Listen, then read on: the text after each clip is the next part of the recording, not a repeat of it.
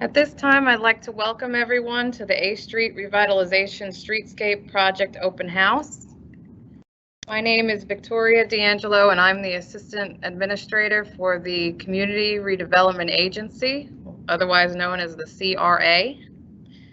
We also have with us here tonight David Forte, who is the city's Capital Improvements Manager and the lead manager for this project.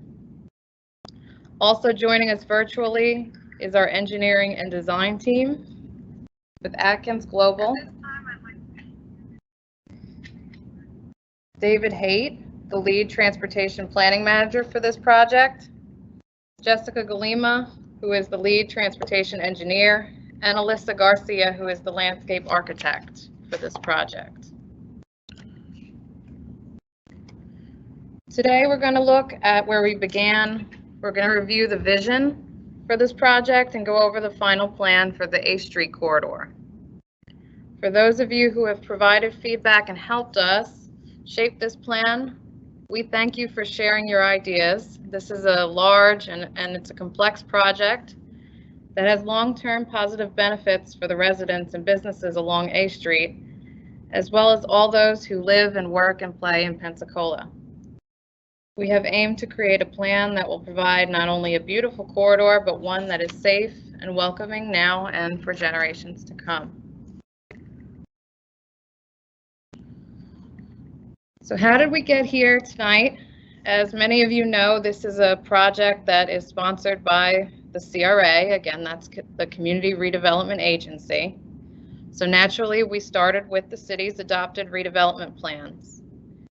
Improvement of this corridor is a key element of these plans, and the corridor lies within two community redevelopment districts. That is the Urban Core District, which runs east of A Street, and the West Side District, which runs west of A Street. The corridor serves as a neighborhood connector between these two districts, and we call it a neighborhood connector because it is truly just that. The street serves to connect neighborhoods to the east and the west of it, including the Tan Yard neighborhood, the Belmont de Villiers neighborhood, and the West Garden District neighborhood. To carry out the design and engineering of the project, the CRA engaged Atkins, who is a local design and engineering firm who's completed many projects in Pensacola, to create a plan for A Street that addresses a long list of problems and to transform this street. We started with a conceptual plan to address the issues, needs, and the vision for the future, and we held two public workshops back in 2019 to gather public input, which many of you probably participated in this process. The final plan that you're about to see considers and incorporates the input and the ideas of the community while ensuring compliance and safety and adhering to transportation design standards that were made for cities, as well as other important factors. During the design and engineering process, it became clearly evident that a feature that we included in the conceptual plan wouldn't be possible, and that was the two-way cycle track.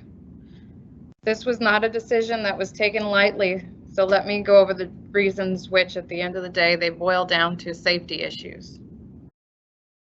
Our design team found that there were a number of issues, and that included insufficient right-of-way. Basically, we found that it would be impossible to create a continuous, uninterrupted, protected bike lane along this corridor. And these determinations adhere to Nacto Standards, which I'll explain a little bit more in depth in just a bit. But in short, these transportation design standards are made for cities, and they prioritize the movement of people, bikes, and alternative modes of transportation over the movement of cars. There are significant conflict points along this corridor. We ran the numbers, and in fact, almost 50% of the corridor is taken up by conflict points. And we expect that this number is only expected to increase with recent redevelopment trends, where we're seeing subdivision of 30-foot wide lots according to historic plat lines, each with their own driveway. There are a significant number of homes without driveways and businesses who are using the right-of-way for parking areas. We have some businesses that have vertical parking where they're backing out directly into the street. There are also significant impediments in the roadways. Some of the issues are traffic disposal access points. And one of our key needs for this project is the need for traffic calming and speed reduction, because this project intends to foster a neighborhood street. In the absence of being able to create the two-way cycle track, we incorporated a number of traffic calming features into the plan to make it safer for cyclists as well as pedestrians. And we're considering some more interventions, which we're going to review in a little while.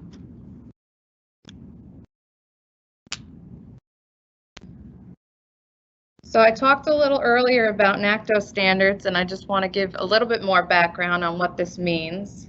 The CRA and the design and engineering team followed the guidelines of Nacto in the design of this project, and that stands for the National Association of City Transportation Officials. Nacto is an association of 86 major North American cities and transit agencies formed to exchange transportation ideas, insights, and practices, and cooperatively approach national transportation issues. And just a little fun fact is the Nacto president, her name is Robin Hutchinson, just stepped down to join the Biden administration actually as the Deputy Assistant Secretary for Safety Policy for the U.S. Department of Transportation. The authors of Nacto include engineers, they include planners, health officials, city administrators, and community advocates, such of which is Jeanette Sadiq Khan, who is the former commissioner of the New York City Department of Transportation, who reimagined New York City's transportation system to be more people-oriented. She also implemented Vision Zero in New York City, which had resulted in a 42% reduction in pedestrian deaths over the course of 4 years. And we know that implementing Vision Zero has become a key discussion point within Pensacola. And so, as such, this project serves to move towards that goal by implementing these standards.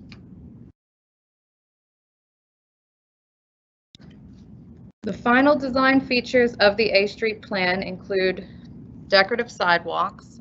We have up to 8 feet where it's possible. You're going to see in a minute what we call a typical section, but A Street is truly anything but typical. So we created the widest sidewalks where it was possible to do so. Also decorative landscape, we have Asian jasmine as ground cover and sunshine ligustrum, which is a yellow shrub, in planting beds at the intersections. Pedestrian plazas at the intersections with the street name embedded into them. We have ladder-style crosswalks at every non-state intersection. Sharrow markings, and this is the list of some additional traffic calming measures that were incorporated. We took the lanes down to 10 feet. We included supplemental street tree plantings. As many of you are aware, if you're familiar with the A Street corridor, is that there are a substantial amount of street trees already on the corridor. So this would be just supplemental of those for ones that are dying or are in poor condition. Also on-street parking on both sides of the street. We know on-street parking calms traffic. And also planted offset buffer islands in the parking aisle, which creates a physical narrowing of the travel lanes and also provides protection for parked cars. So the next few slides you're going to see are renderings of the final plan. This is what we call a cross-section view of the street, or as I was referring to as a typical section. And like I said before, A Street is anything but typical. So what you see here is just an example. You can see some of the decorative features here with the brick outlay and the imprint of the compass rose where the pedestrian lights are placed. This design was shown during the workshops and received positive feedback, so we retained it in the final plans. The sidewalks, as I said earlier, are up to 8 feet wide where it's possible, and we're using the traditional historic pedestrian level lighting that you see around downtown. You can also see that there's a variety of tree species here, and as I said earlier, we're supplementing what already exists. We already have quite a variety of trees, and so that's just simply supplementation. 10-foot wide travel lanes and parking on both sides. And here you can see an aerial view.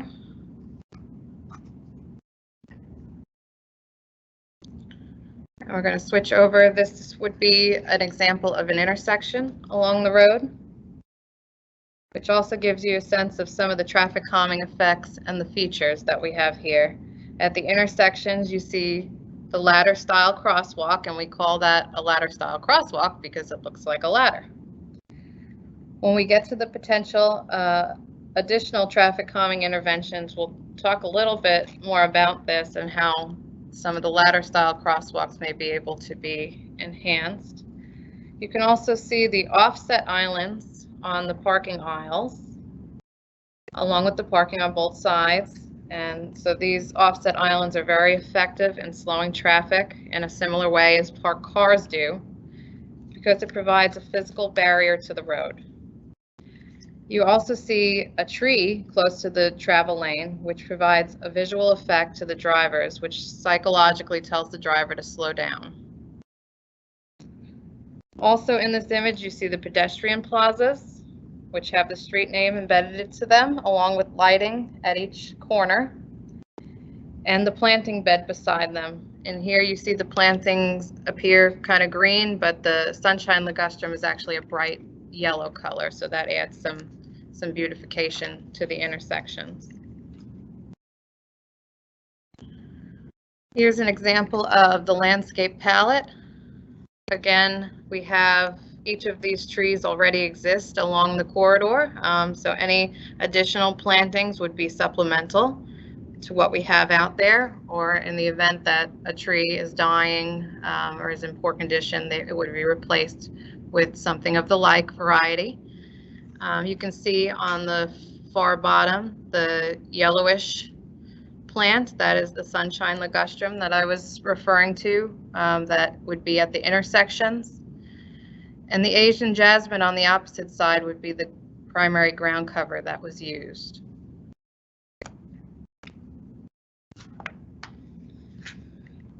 So as we briefly touched on earlier, we've created a list of some other traffic calming improvements that might be able to be added to the plan depending upon engineering and budget constraints, and also the feedback we hear from you. These are interventions that can be installed within the roadway to organically reduce the speed of vehicles. The first improvement that we're considering is an all-way stop. And this would be at approximately every other intersection except for the state roads. So this strategy is intended to be combined with either a raised intersection, these would be at the intersections where the all-way stops would be located, or a mid-block raised crosswalk / speed table. And I'm going to go over a little bit more in the following slides about what each of these entails and some pictures of what they look like.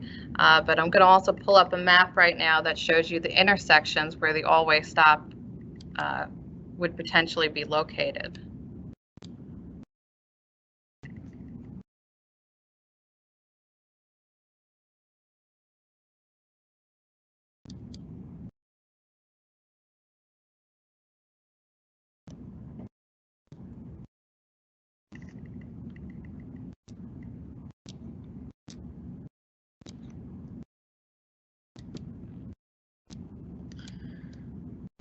So you can see in this map that, again, it is almost every other intersection here, starting at Main and traveling up. You can see one at Government Street, one at Romana Street. Then you meet Garden Street, which has a traffic signal at it.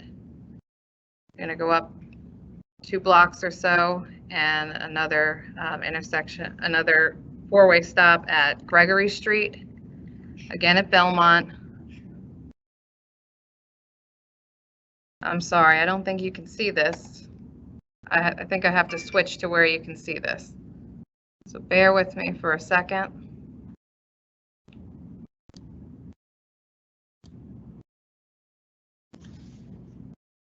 I'll reshare again. I couldn't find that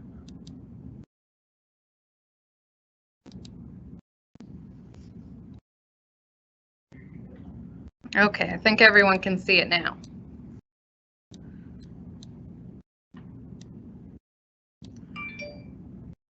So as you can see here, we're starting at Main Street, we're going up to Government, then Ramona Street, then we meet Garden Street, which has a traffic signal, going up to Gregory, Belmont, Jackson, and again, we're going to meet Cervantes Street, which has a traffic signal as well. Also want to note that during the public workshops, we did receive many comments about improving the intersections at the state roads, and I just want to say that we've heard you.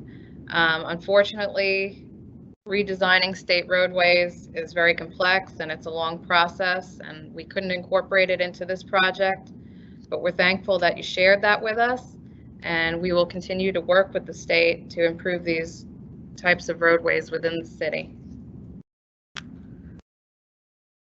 Bear with me as I switch back to the other screen.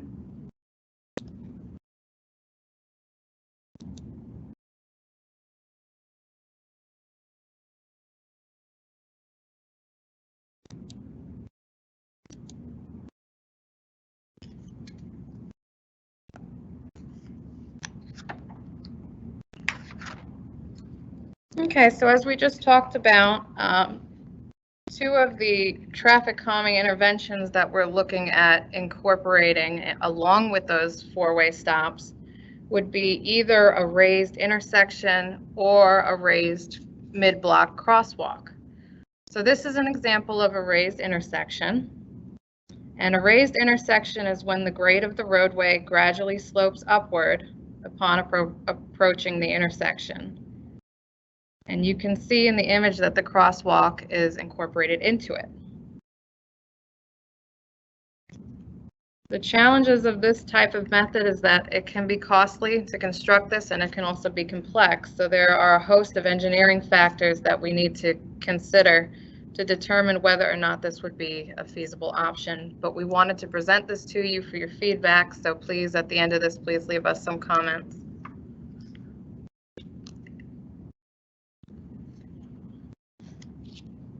This would be the alternative intervention. It would be a raised crosswalk slash a speed table. And this is different than a speed hump or a speed bump, as many people are familiar with. Again, this would be a gradually increasing slope, and it would meet a flat surface at the top, which would be the crosswalk. These would be located mid-block and would also double as an additional form of traffic calming, but also an additional crossing point along the roadway for pedestrians. So we feel this would be a very good option, and it's probably a very feasible option. So we definitely wanted to present this to you today. And here's a schematic of what it might look like along the roadway. You can see that the raised crosswalk has a gradual change in the slope as you approach the wide crosswalk, and that the crosswalk is flat and adheres to the ADA requirements. You can see also that the crosswalk is buffered by inset islands, which helps to narrow the length needed to cross the road safely, and it essentially serves as a curb extension along with the street trees to create an additional visual signal to drivers to slow down. So the trees would be planted on opposite sides on the vehicle departing side of the crosswalk, and that would be to maintain visibility of the pedestrians that are crossing the street.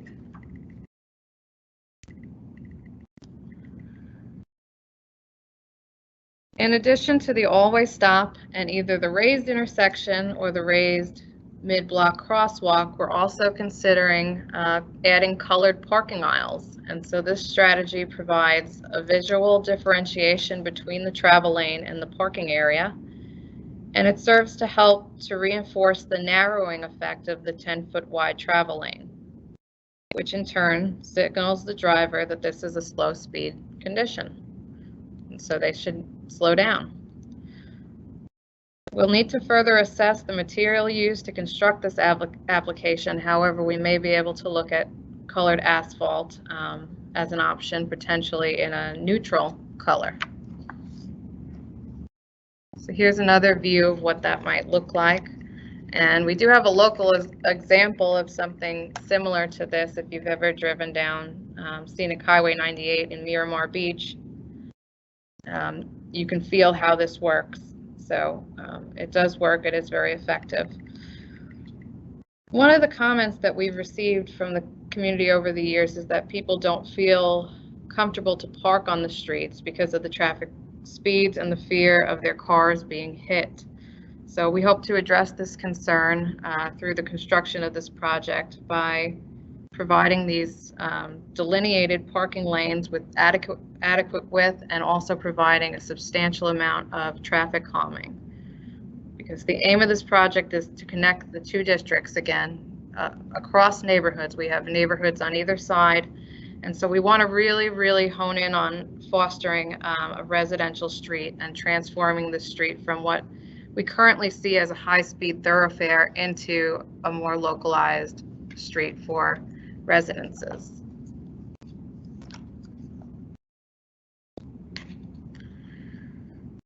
And this brings us to the last enhancement that we'd like to present to you tonight, and this is for the potential to construct offset parking islands, which double as bioretention areas. And so the benefit of doing this is to divert a portion of runoff to the parking island to be captured and then filtered through the ground substrate, or what most people would consider the soil, which then would clean the water. And so if you're not familiar, the benefit of doing this would be to clean out the water before it gets to our water bodies, such as Pensacola Bay, which in turn creates pollution to the water bodies and can harm some of the ecosystems that exist there. In addition, another benefit to this would be to provide for natural irrigation of the plant materials. So some of the challenges, though, with constructing these types of features is that they can be high maintenance, and sometimes they become a recipient of litter, either because people are throwing trash into them or because trash is being carried off in the runoff event, such as when you have a heavy rain, sometimes the trash can flow into them. They can also be kind of costly, and so in doing this, we'll have to consider any kind of budgetary constraints, but we did want to present this to you. What we would probably look at planting these with would be maybe an Asian jasmine material with a small tree, because that would help to minimize some of the issues with the trash and the maintenance.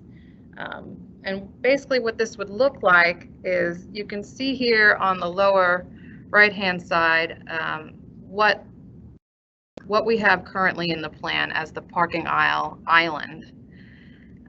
You can see it's above grade, and so the tree and the planting bed lifts up above the asphalt. With this type of facility, it would actually dip down into the asphalt, and so the storm water or the runoff would flow in through what you could see as those inlets into the basin and get filtered down through the soils.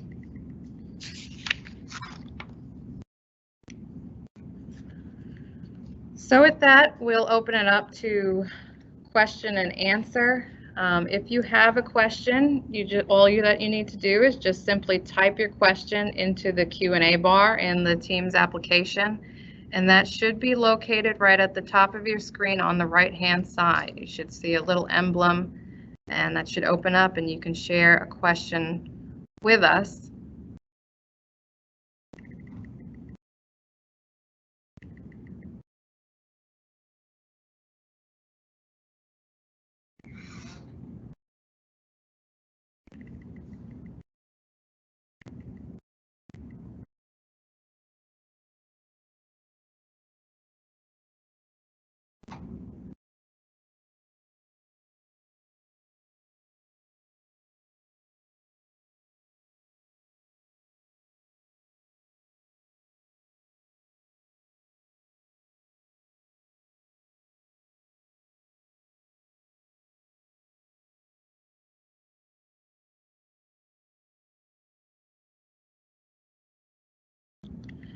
It doesn't look like we're seeing any questions, so we'll hold on for another few minutes because we do know that there is a 20 to 30-second delay. So we may just be in kind of that delay segment.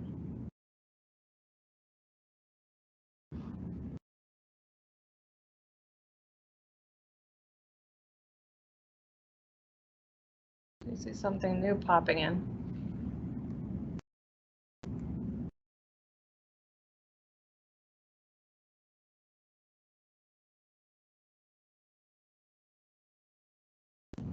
Is this comment form available? The link is not active.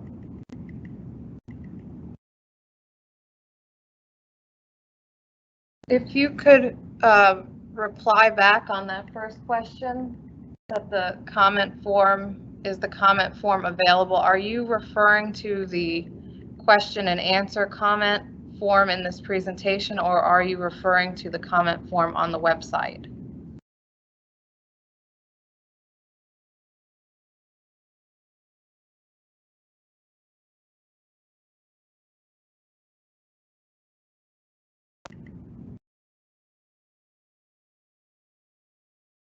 Okay, we do see some questions coming in, so we're going to go one by one. We'll wait on the response for that first question that we received.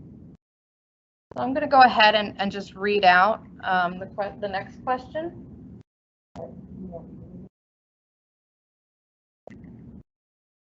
Chris, if you'll just go to the second.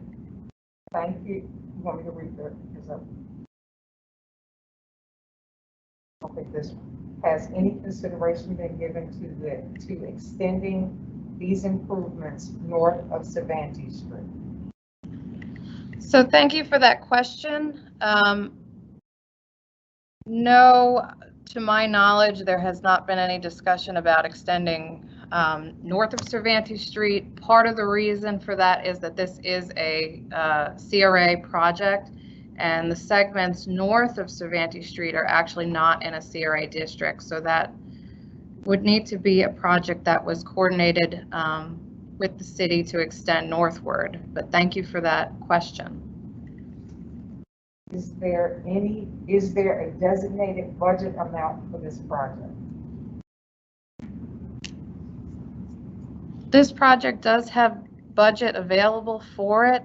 We do not have final estimates quite yet on that, so I can't give you an exact answer on the budget for this project. However, we do have funding allocated towards it. How will this project affect the residents without driveways?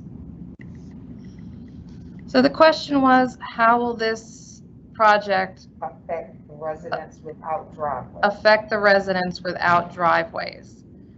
So the way that this will affect the residents without driveways is that we are retaining and also adding to the available parking that's already on the road. There is some on-street parking already on the road in some segments. And that's a very good question because we have a lot of homes along that road that do not have parking on their site at all, or they do not have sufficient parking. As we know, most people in this area, we're still working towards becoming a more walkable, bikeable area, and so a lot of people in this area are still using cars. And so with that said, some people don't have sufficient parking on their site, so the on-street parking is needed, and this project will provide for that. Sorry, joined late. Did you address the busier intersections like Garden Street? So the comment was, sorry, joined late. Did you address the busier intersections like Garden Street? Yes, briefly.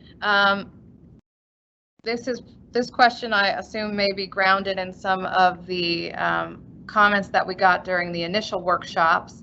And just to reiterate what was stated earlier is that, yes, we did consider those intersections. However, those intersections are on state roadways, And unfortunately, with those roadways, it's not to say that they cannot be improved. However, the process for improving them, because they are not owned by the city, is a long process, and it's very complex. So unfortunately, we were not really able to touch the state roadways as a part of this project. But I do want you to know that we have heard you. We do know that that is something that the community is interested in, and we will continue to work with the state to improve the state roadways within the city. Okay, the previous person is referring to the presentation on the website.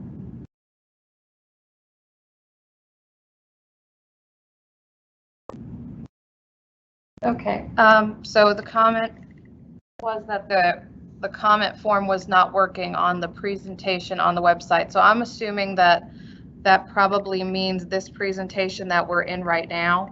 If you're not seeing the comment form, it's possible it could either be a device issue or you may need to refresh. What you can do is log out and log back in again and see if you then see the Q&A symbol. Are the sidewalks designed for both walking and cycling? That's a good question. As I said earlier, this roadway is anything but typical. We have a variety of asphalt widths. We have a variety of right-of-way widths. We have a variety of impediments that are within the right-of-way. And so those are all things that we had to work around. We do have in some areas an 8-foot sidewalk. However, our principal focus in providing for the bike infrastructure, that is a very key point of this project. And we know that there's great disappointment about not being able to incorporate the cycle track into the design. And we really want to reiterate that that was not taken lightly and that there is good reason behind why that couldn't be done. And it all is related to safety. So with that being said, the principal purpose is really to drastically calm this street so that the cycling can occur on the street. If you've ever gone into neighborhoods where the traffic seems to respect the homes in the areas and they're going slowly, most people do not feel unsafe driving in the roadway, and that is known, especially according to Nacto and various studies, that is, in these conditions, the safest form for this. How will this project impact the oak trees already planted along A Street? So the question was, how will this project impact the oak trees already planted along A Street?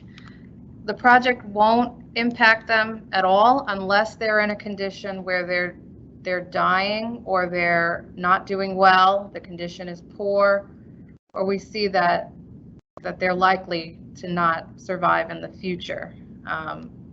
So that would be the only case in which an oak tree that already exists would be impacted. The only thing that we're really doing is supplementing what's already existing in the right-of-way. What is the project start date? What are the parts of the project that would not be included if the budget doesn't cover the full project? So the question is, what are the parts of the project that would not be included if the budget doesn't cover the full project? And when is the project start date? And when is the project start date? The next step in this is to receive comments, and then we will make refinements. I'm going to turn it over to David Forte on the start date, who is our project manager with the city, to speak a little bit to that. I want to come over here. I think you have to come over here.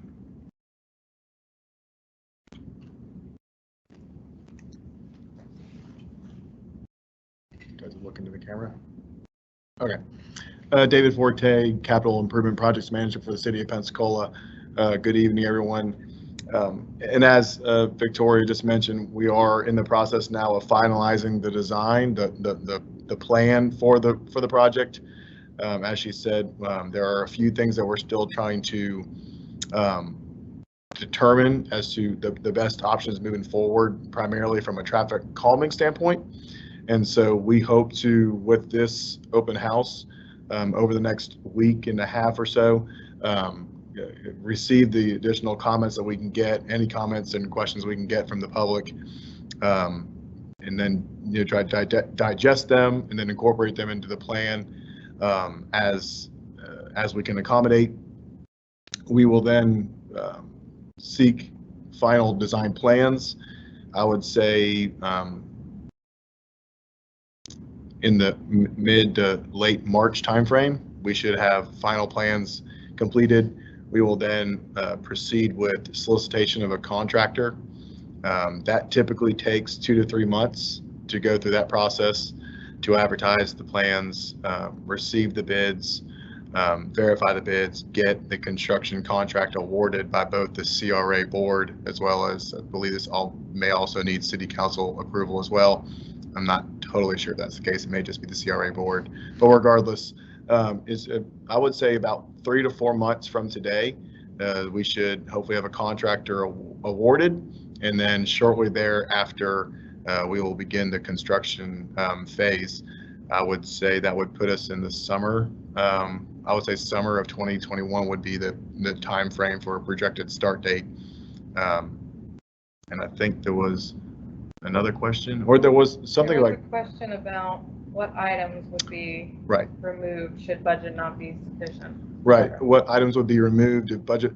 That would just, again, it would come down to, when we provide the or when we solicit the final set of plans based off the additional comments we get tonight, and then incorporate the additional traffic calming that we're considering into the project, we will format the actual solicitation in such a way that we can determine with the actual line item of the budget for that specific device or feature, whether we can fund that into the project or not, and then we'll carry forward. So I can't specifically say what will be and will not be included into the project. That obviously comes down to the actual bid or bids that come in based on the budget that we have. So I'm not trying to not answer, but I don't have a definitive answer on that one. I think that may be it. All right, I'll turn it back over to Victoria. Is there indication that there will be additional loud traffic noise for the raised crosswalks with cars driving too fast? So the question is there indication that there will be additional loud traffic noise for the raised crosswalks with cars driving too fast? I'm going to turn that over to our transportation planner with Atkins, David Haight. Yeah, I think I understand the question. Is there any feature of the traffic table that would cause extra noise? And actually, I think they will likely reduce the noise of traffic because the traffic will be going slower. There's no special treatment on these raised platforms that cause the tires of a vehicle to make more noise. Thank you, David. With that, we're going to go on to the next question.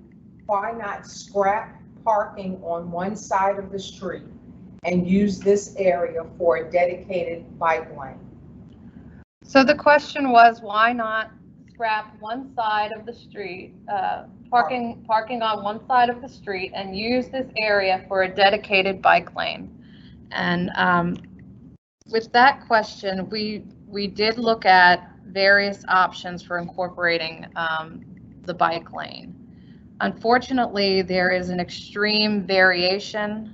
One of the key reasons is there's an extreme variation in the width of the asphalt along this corridor. So you would not have a dedicated bike lane along the entire length of the corridor. You'd go from a bike lane down to Sharrows, and that bike lane could not be wide enough to adhere to the Nacto standards. And so that's one of the primary reasons. The other reason is that there is a significant amount of residences along the corridor and some businesses that require the on-street parking. If we were to take that on-street parking away, those folks would have nowhere to park. So we do need to ensure that we're keeping on-street parking, and we also need to ensure that we're keeping safety as a key component of this project. Is it realistic to expect any of the traffic calming items to be included, i.e. raised speed tables? The question is it realistic to expect any of the traffic calming items to be included, i.e. raised speed tables? Yes, we do think that it is realistic to include these items. What we would like to hear back from you is your feedback into these items so that we can consider them. Really and truly, there is a process to this. We will have to draft up the full project, and then we'll put it out for bid. Once we put it out for bid, we will know exactly the budgetary constraints of the project, and at that time, those features can be determined. However, we do feel that it is feasible to incorporate them, and traffic calming is certainly a key component of this project. Okay, with that, it seems that we don't have any more questions. We are going to wait on the line for about another 20 to 30 seconds, just because we do know that there is a delay. But if we don't receive any more questions in that time, we will close the Q&A. Okay, we got a great job, team. So I think we're at the end of Q&A, so we're going to go ahead and close Q&A. I do want to ask everyone, first of all, I want to thank everyone for attending. And also, please leave us your comments. We do want to hear from you. We ask you to go to the project webpage. There you can find the comment form, and you can also find additional information on the project, and that URL is located right here on the screen. But it's www.cityofpensacola.com/a-streetscape. So you can go there and submit your comments. We do ask that all comments be left through that online form system. That ensures that we don't lose any comments. Please do not email us comments. Please use the online form to submit them to us. We're going to go ahead and leave this slide up for a little while, but if you're welcome to log out. And thank you again for attending.